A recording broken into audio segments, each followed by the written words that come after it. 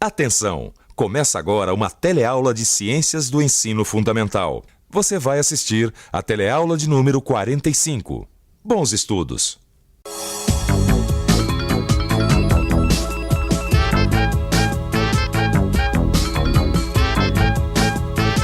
Nós já aprendemos em outras teleaulas que toda energia que a gente precisa vem dos nutrientes presentes nos alimentos, é o nosso combustível. Então tudo que a gente faz, estudar, jogar futebol, até cozinhar, precisa da energia que a gente tira dos alimentos. Oi, Maria. Oi. Cheirinho bom. Qual que é o cardápio de hoje? Ó, é uma comidinha bem caseira, viu? É? Tem arroz, Olha. feijão, Ai, que gostoso. Que mais? couve refogadinha, Delícia. fritas e bife que eu vou deixar pra fritar depois, senão esfria, né? É. Que tal? Gostou? Ah, uma delícia. É o que eu precisava pra me abastecer. Porque hoje eu vou ter um dia duro pela frente, viu? Pra se chegar nesses alimentos que a gente come hoje, o homem teve que desenvolver várias técnicas de melhoramentos de plantas e animais. E é justamente isso que a gente vai estudar na nossa teleaula de hoje. Vamos conhecer melhor como acontece a reprodução nos seres vivos e ver que numa mesma espécie existem algumas variedades diferentes decorrentes de mutações. Também vamos entender como o homem consegue melhorar a qualidade e a produtividade dos alimentos.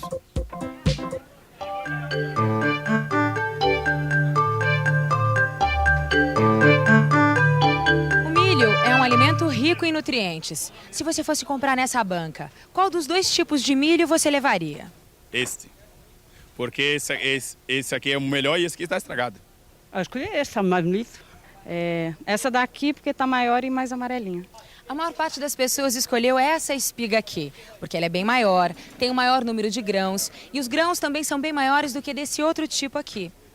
Portanto, quem se alimentar dessa espiga vai estar ingerindo uma maior quantidade de nutrientes do que quem escolheu essa outra aqui. Preste atenção, escolha bem os alimentos na hora que você for comprar. Pois é.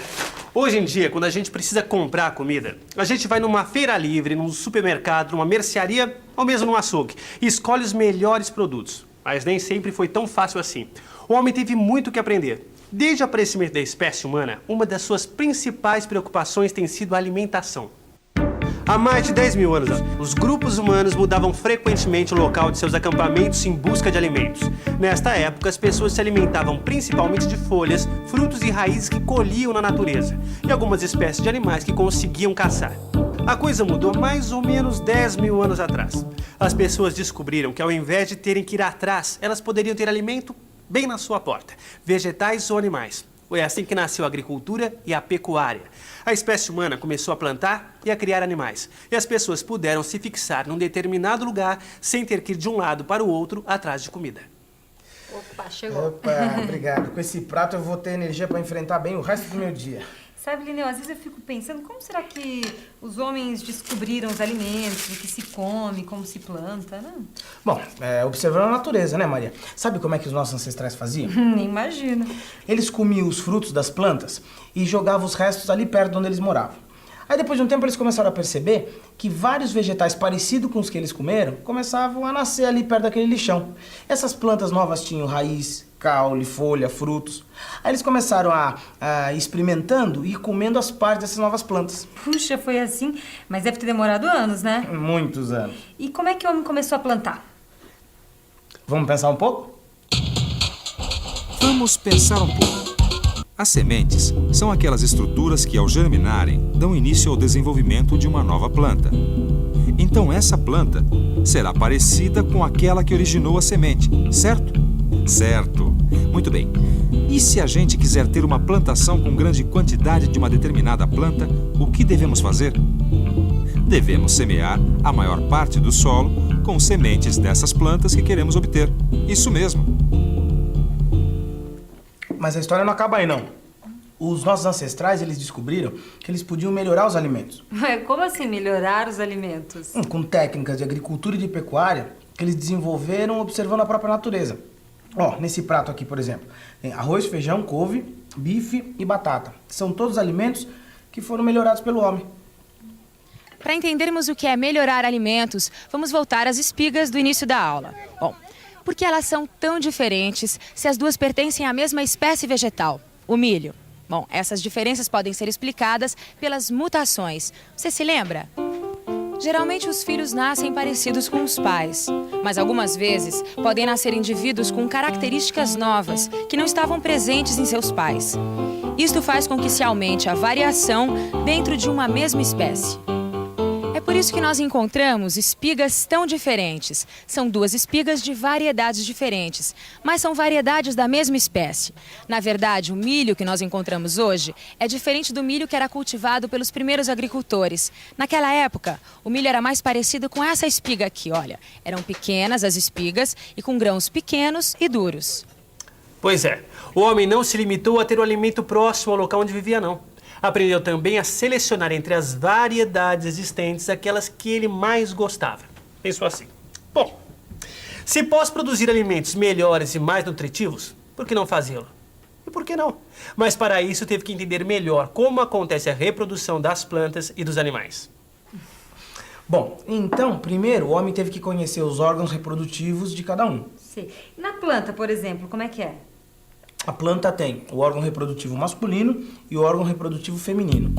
O órgão reprodutivo masculino produz o pólen e o órgão reprodutivo feminino produz os óvulos. O pólen transporta pequenas estruturas masculinas que entram no órgão reprodutor feminino e encontram o óvulo. Dessa união surge a semente. Depois essa semente vai desenvolver uma planta parecida com os pais, ou seja, vai ser semelhante à planta que doou o pólen e àquela que doou o óvulo.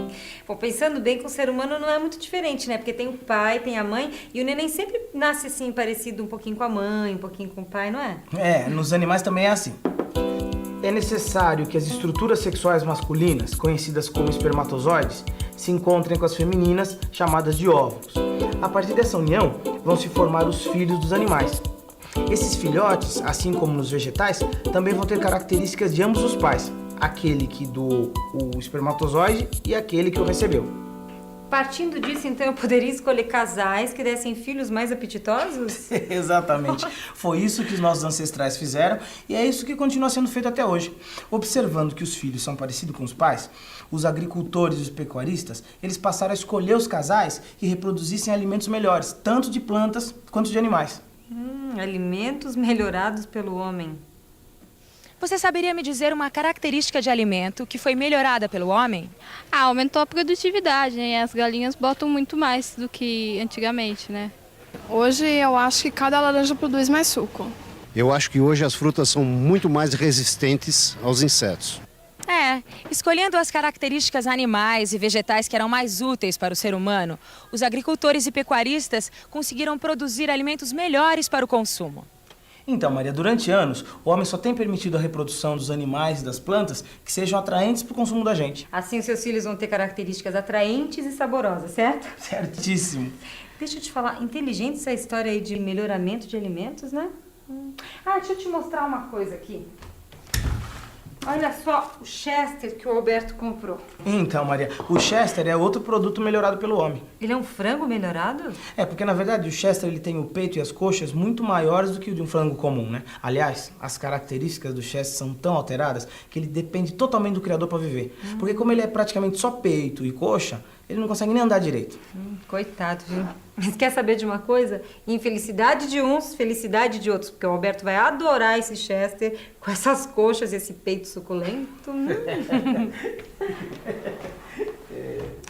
Outro exemplo de melhoramento de animais você encontra na criação de gado.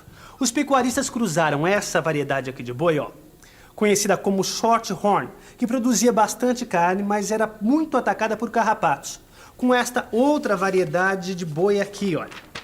O boi Zebu, que produzia pouca carne, mas tinha uma grande resistência a carrapatos.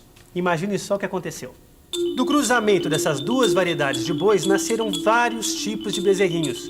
Bezerros que produziam bastante carne, mas eram muito atacados pelos carrapatos.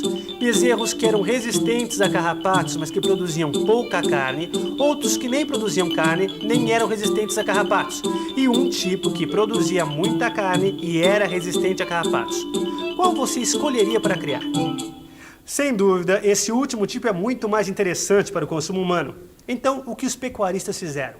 passaram a usar para a reprodução nos currais apenas animais desse tipo. Sabe o que aconteceu?